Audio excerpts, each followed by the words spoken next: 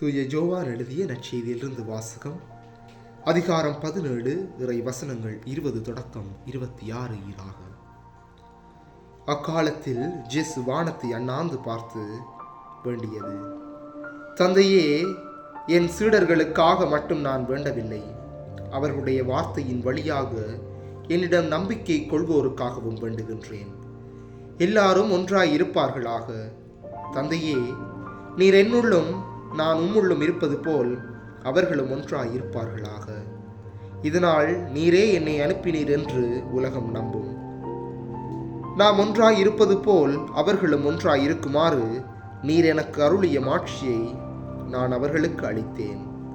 இவ்வாறு நான் அவர்களுள்ளும் நீர் என்னுள்ளும் இருப்பதால் அவர்களும் முழுமையாய் ஒன்றித்திருப்பார்களாக.